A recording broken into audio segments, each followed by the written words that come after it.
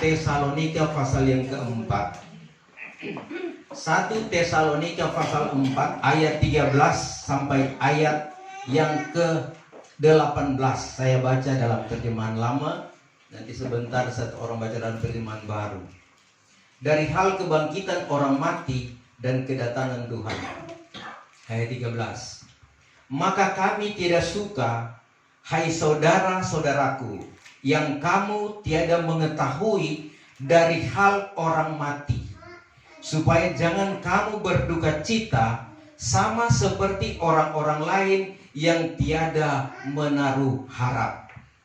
Karena jikalau kita percaya bahwa Yesus sudah mati dan bangkit pula, demikianlah juga orang yang mati di dalam iman kepada Yesus itu akan dibawa Allah besertanya.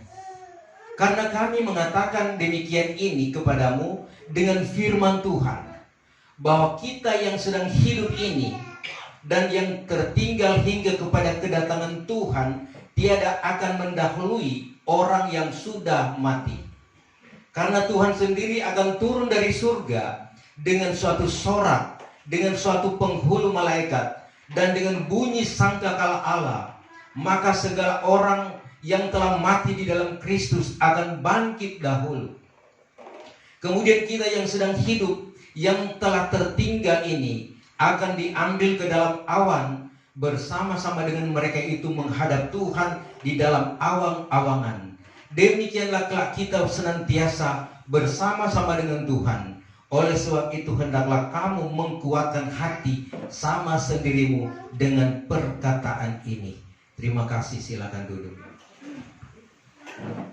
Bisa baca dalam terjemahan baru. Ayatnya yang ke-13.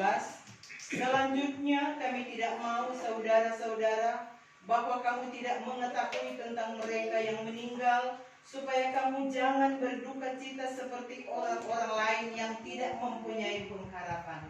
Karena jikalau kita percaya bahwa Yesus telah mati dan telah bangkit, maka kita percaya juga bahwa mereka yang telah meninggal dalam Yesus akan dikumpulkan Allah bersama-sama dengan Dia. Ini kami katakan kepadamu dengan firman Tuhan, kita yang hidup, yang masih tinggal sampai kedatangan Tuhan, sekali-kali tidak akan mendahului mereka yang telah meninggal.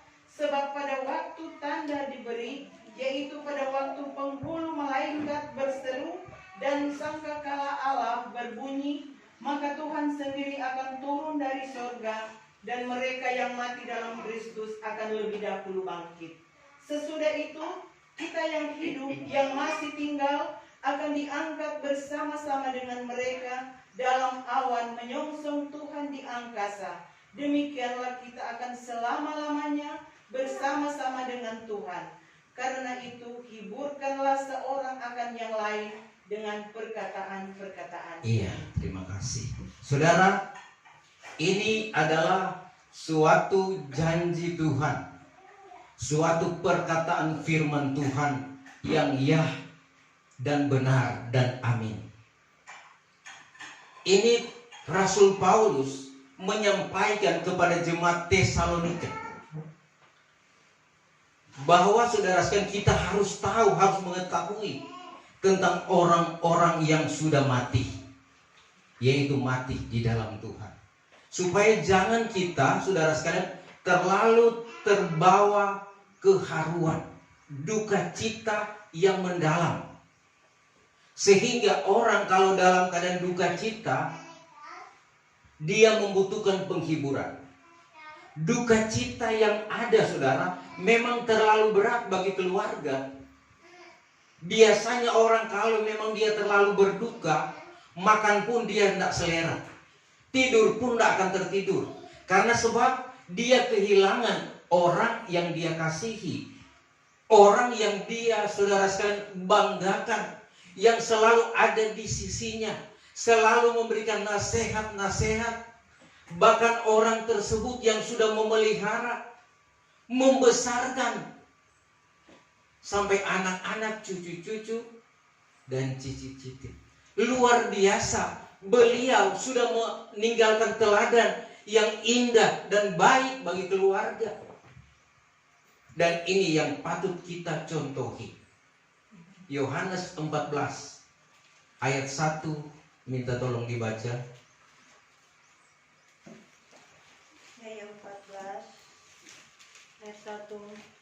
Janganlah diberi hatimu terharu, percayalah akan Allah dan percayalah akan daku juga. Ayat 2. Ayat yang kedua, di dalam rumah Bapakku adalah banyak tempat kediaman. Jikalau tiada demikian, niscaya sudah aku katakan kepadamu, karena aku pergi menyediakan tempat bagimu. Ayat 3. Ayat yang ketiga, dan jikalau aku pergi serta sudah menyediakan tempat bagimu itu, aku akan datang, lalu menyambut kamu datang kepadaku, supaya di tempat aku ini ada, di situ juga kamu ada. Ya, saudara, ini penghiburan dari Tuhan buat murid-muridnya yang dia tinggalkan. Demikian juga ini penghiburan bagi keluarga yang sudah ditinggalkan dari mami yang terkasih. Ya. Jangan gelisah hatimu, percayalah kepada Allah dan percayalah juga kepada aku, kepada Tuhan Yesus. Karena dia pergi ke rumah Bapa menyediakan tempat. Setelah dia sudah menyediakan tempat bagi kita, maka dia akan datang kembali untuk membawa saya dan saudara pergi ke tempat yang dia sudah sediakan, yaitu sorga. Supaya di mana Tuhan ada, di situ pun kita ada. Karena kita ini selalu mengikut kemana Tuhan pergi. Jadi orang yang mengikut Tuhan, di mana Tuhan pergi, di situ dia ada. Orang yang dipilih oleh Tuhan, yang melakukan kebenaran firman Tuhan, mata Tuhan selalu tertuju kepadanya. Tidak ada yang tersembunyi. Dan dia memperhatikan segala permasalahan, segala pergumulan kita, bahkan tantangan-tantangan, bahkan hati kita pun yang kadangkala mengalami apa yang dikatakan stres, melihat situasi yang tidak nyaman, melihat keadaan dunia semakin bergelora, melihat bencana-bencana. Kita, saudara sekalian, melihat itu tentunya mengerasa bagaimana nanti, apakah kita bisa bertahan. Sebab jangan diberi hatimu terharu.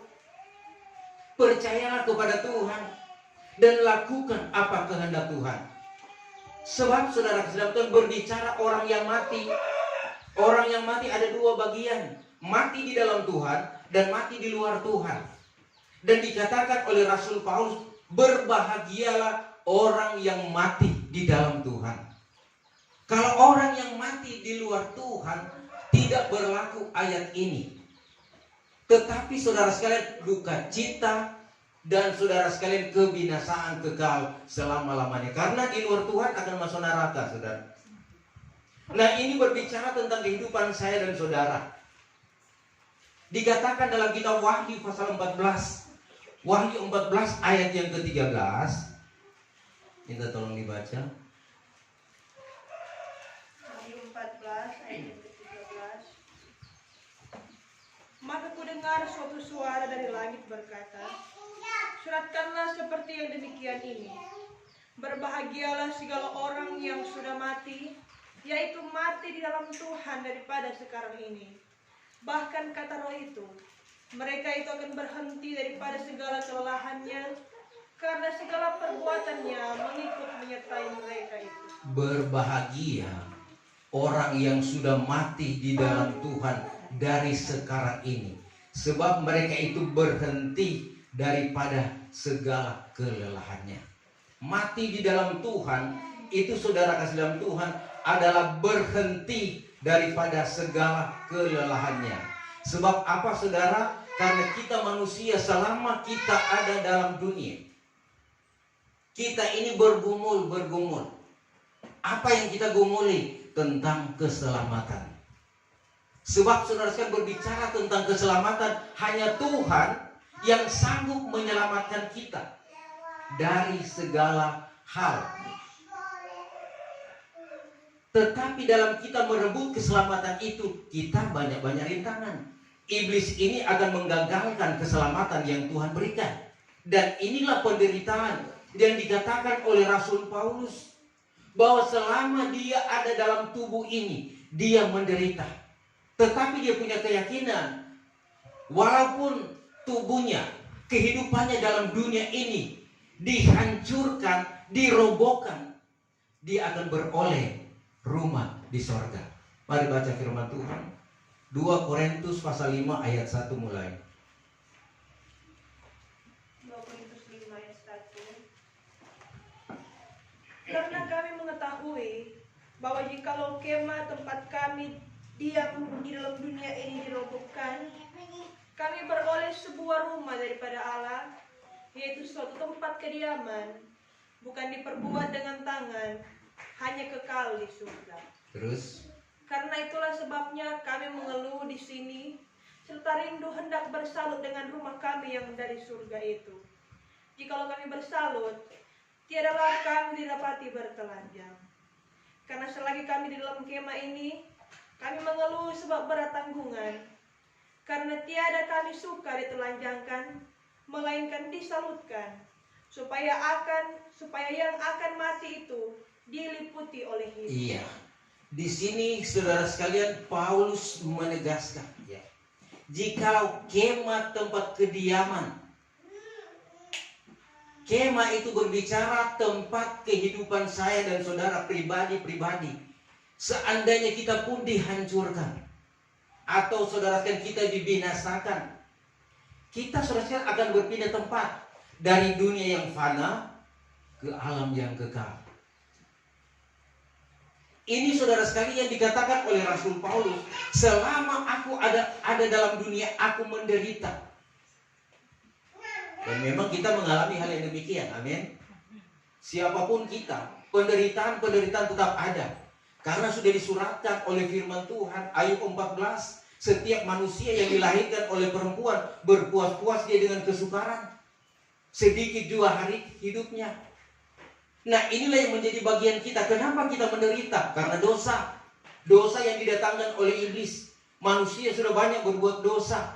Nah, sehingga kita mengeluh, saudara. Mengeluh kepada siapa? Jangan sampai kita salah mengeluh.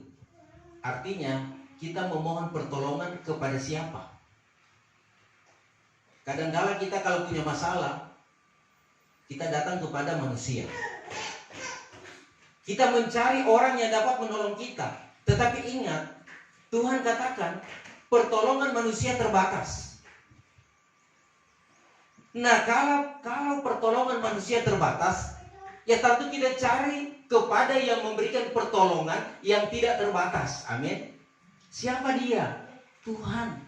Tuhan Yesus yang sudah datang, sudah memanggil saya, sudah memilih, sudah menetapkan, sudah mengajarkan firman Tuhan yang benar.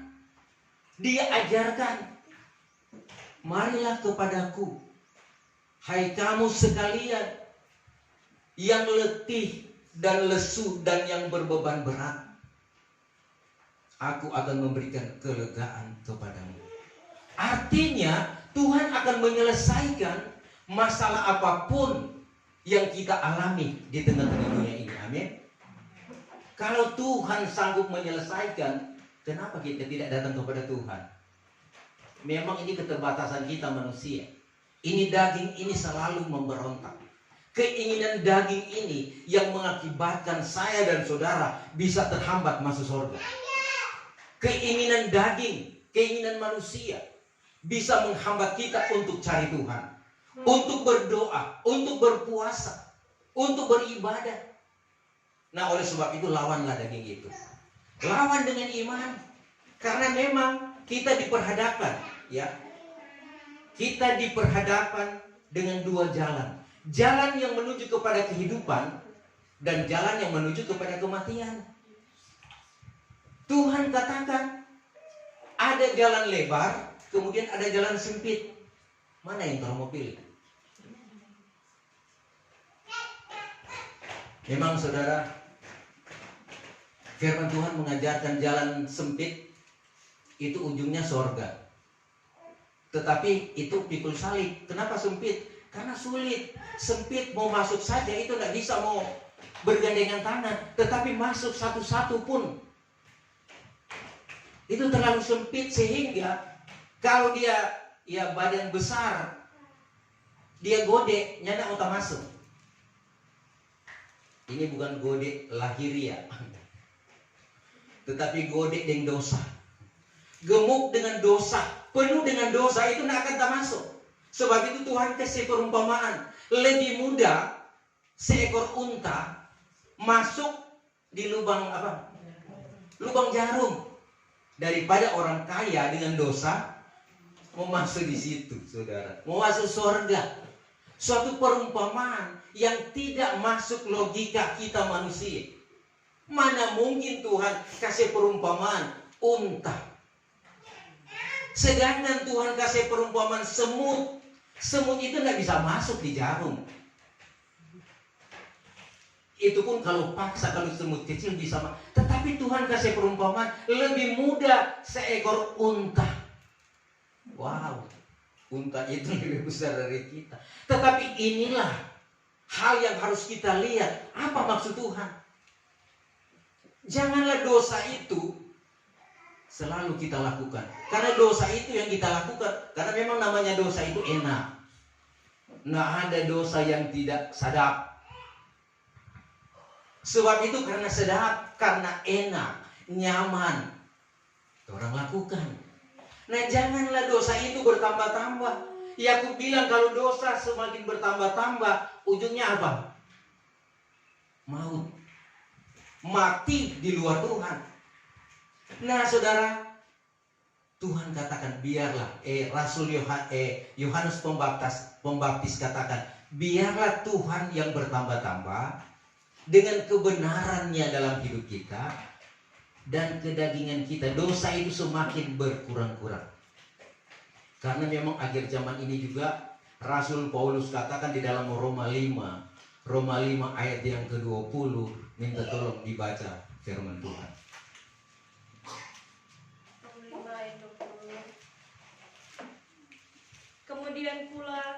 Kemudian masuk pula Taurat itu, supaya dosa itu makin bertambah. Tetapi di mana dosa sudah bertambah-tambah, disitulah anugerah Allah melimpah. Iya, ini saudara sekalian yang terjadi, realita yang terjadi di dalam dunia ini. Dunia ini saudara sekalian penuh dengan onak dan duri, penuh dengan kegelapan dosa. Sehingga saudara, ya, dosa semakin bertambah-tambah. Dosa itu berbicara tentang kejahatan, hal yang bertentangan dengan kehendak Tuhan. Semakin bertambah-tambah dalam dunia ini. Tetapi ingat juga akan ada anugerah-anugerah Tuhan yang luar biasa akan bertambah-tambah. Jadi istilahnya saudara, dikatakan kitab Al-Khatib, di dunia ini ada susah dan ada senang, ada terang dan ada gelap. Nah, inilah yang kita hadapi di hari-hari ini. Kita mau berjalan di mana?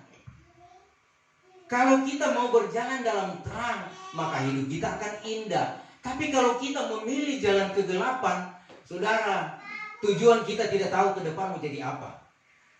Kita punya cita-cita yang besar ke depan, apalagi anak-anak muda, pemuda-pemudi, punya rencana. Tetapi kalau kita hidup dalam kegelapan, kita tidak akan bisa meraih itu. Tetapi Tuhan memberikan janji, apabila kita melakukan kehendak Tuhan, tidak menyimpang daripada jalan Tuhan, daripada kebenaran firman Tuhan, maka Tuhan akan menyertai. Dan apapun yang kita cita-citakan pasti akan sukses, pasti kita akan raih. Nah saudara kekasih di dalam Tuhan, berbicara tentang ayat pokok tadi, orang yang mati di dalam Tuhan, ya, satu kali kelak mereka akan dibangkitkan pada kebangkitan yang pertama. Mereka akan bersama-sama dengan orang-orang yang terangkat, yang sudah sempurna, akan ke awan-awan, akan berpesta dalam pesta perkawinan anak domba Allah, sampai ke awang-awangan, sampai mereka saudara sekalian masuk pada dunia baru, Yerusalem baru. Dan ini tujuan saya dan saudara. Sebab itu, apa yang mau kita lakukan di hari-hari ini? Memang pikiran kita diperhadapkan dengan masalah-masalah. Tetapi tiap masalah, kalau kita datang kepada Tuhan, tidak ada perkara yang tidak akan selesai. Amin. Ini pengalaman yang saya alami dan saya rasakan. Kami terlahir dari keluarga yang biasa-biasa saja. Bahkan di bawah standar orang yang dikatakan ada, atau standar di bawah kemiskinan, saudara. Tetapi berkat Tuhan, tatkala kami mengikuti sekolah Alkitab, kemudian berdoa, meminta Tuhan berkati, dan Tuhan memberkati. Dan tatkala saya melihat keadaan yang terjadi, situasi, kami bekerja di perusahaan, punya penghasilan yang besar, melebihi daripada pejabat-pejabat yang ada. Luar biasa Tuhan tunjukkan. Tetapi berkat-berkat itu pun saya pakai untuk melayani pekerjaan Tuhan. Bukan untuk menampung harta-harta di dunia ini. Karena saya percaya bahwa kalau kita mengumpulkan harta sorga, maka hati kita akan ada di harta kita. Tuhan katakan, di mana hartamu, di situ hatimu. Berjalannya waktu, saudara sekalian, tatkala kami diberkati berkelimpahan, maka saatnya saya terjun full time dalam pelayanan. Nah, saudara sekalian, apa yang terjadi? Saya sedang melihat acara Tuhan, bahwa benar-benar Tuhan tidak pernah meninggalkan. Memang saudara sekalian, bukan sumber kelempian atau saudara apa yang kita mau inginkan akan terjawab atau tersedia. Memang di zaman waktu kerja dulu, apalagi itu belanja-belanja sekarang online, pesan hari ini cuma 2-3 hari sudah sampai. Kadangkala pesanan online so bertumpuk-tumpuk, tidak tahu setelah dibuka, wah ini pesanan-pesanan lalu-lalu sudah ada so bertumpuk-tumpuk, tidak digunakan, belum digunakan karena berkelimpahan. Nah, ini saudara sekalian wujud nyata bahwa apapun yang terjadi, kami akan tetap melayani pekerjaan Tuhan. Dalam keadaan sulit sekalipun, kami sudah berkomitmen dengan Tuhan. Hidup ini milik Tuhan. Karena memang firman Tuhan katakan tidak selama-lamanya orang ada di bumi. Cuma 70 tahun. Lebih dari itu kalau kuat 80, lebih dari itu susah dan senang. Kalau mami juga sudah melewati semua itu, dan benar-benar dia diberkati Tuhan, ada kekuatan, kesehatan. Bahkan minggu-minggu sebelum dia dipanggil oleh Tuhan, dia masih datang beribadah meskipun dia terlambat karena dia jalan kaki. Dia sempat duduk di tempat itu, dan dia tetap bersuka cita, tersenyum. Apa sebab? Bisa ada di rumah Tuhan. Dan pada minggu berikutnya, sebetulnya menurut kesaksian dari anak-anak, dia katakan jangan bawa di rumah sakit. Tetapi anak-anak tetap sayang, cucu-cucu sayang. Tapi setiba di sana memang sudah selesai. Dan inilah teladan iman anak-anak cucu-cucu, supaya tetap setia ikut teladan mami. Dia sudah senang di sorga. Jadi ini ada anak-anak, ada cucu-cucu mengerti dan ingat terus apa yang mami ada pesan-pesan. Jangan lupakan. Sama dengan Tuhan Yesus, dia katakan kepada murid-muridnya tatkala dia akan naik ke sorga, jangan undur daripada perhimpunan bersama-sama. Karena dia akan mencurahkan penolong Roh Kudus. Dan itu dilakukan oleh murid-muridnya. Tatkala mereka berhimpun bersama-sama, maka turunlah Roh Kudus dalam Kisah 2. Semua orang yang ada di situ dipenuhi dengan anugerah Roh Kudus. Dan ini janji, saudara. Kuasa Roh Kudus itu akan memberikan kekuatan, kemampuan bagi kita untuk meraih apa yang kita inginkan, suatu kesenangan. Oleh sebab itu, contoh dan teladan ini tentunya yang menjadi bagian kita. Karena mari kita berpikir, Mari kita berpikir secara logika. Dalam dunia ini apa yang kita mau cari? Berkat-berkat Tuhan, ya rasanya memang lebih dari cukup. Dan kita akan melihat ke depan apa yang kita mau cari. Karena sebetulnya saudara, Tuhan itu tidak menghendaki saya dan saudara menjadi terlalu kaya.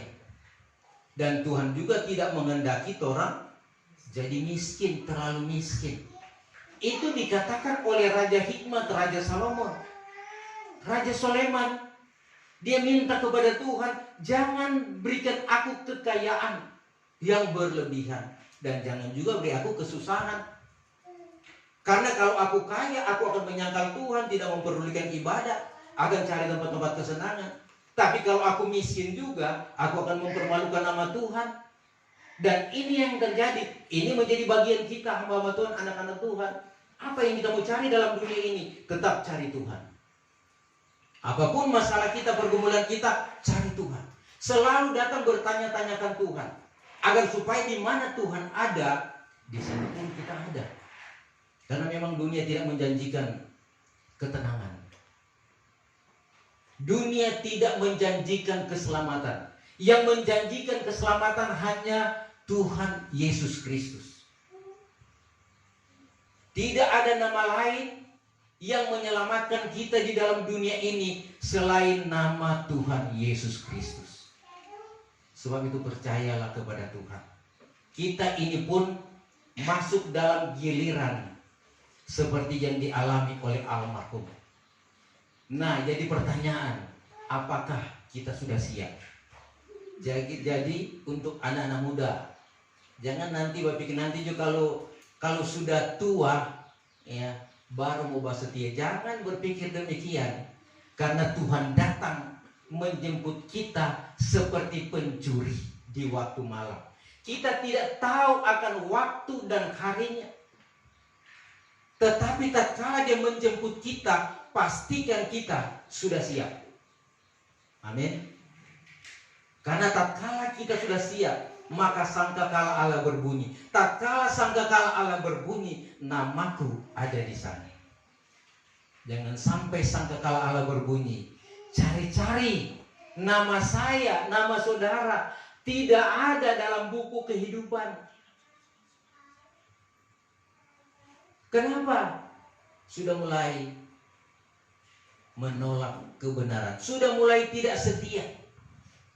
Tetapi dicek-cek, berlakulah Yeremia 17 ayat 13, ya. Ayat yang terakhir, baca Yeremia 17 ayat 13.